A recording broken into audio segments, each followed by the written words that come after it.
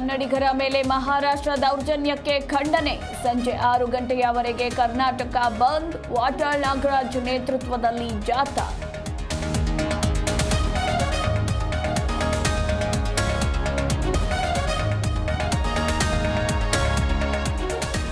ಬೆಂಗಳೂರಲ್ಲಿ ಖಾಸಗಿ bus Uber ಸೇವೆ ಸ್ತಬ್ಧ.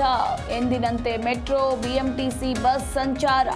ಶಾಲಾ ಕಾಲೇಜು ಸರ್ಕಾರಿ ಕಚೇರಿಗಳು ಓಪನ್.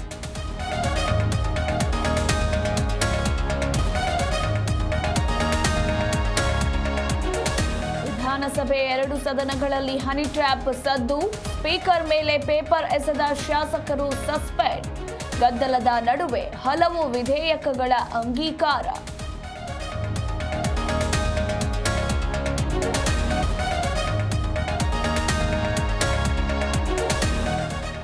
ಸ್ಯಾಂಕಿ ಕೆರೆಯಲ್ಲಿ ಕಾವೇರಿ ಆರತಿ ಸಂಭ್ರಮ.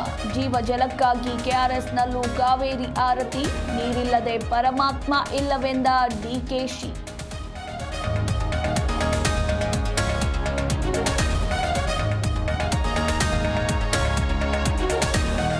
ಇಂದಿನಿಂದ 18ನೇ ಆವೃತ್ತಿ ಐಪಿಎಲ್ ಟೂರ್ನಿ.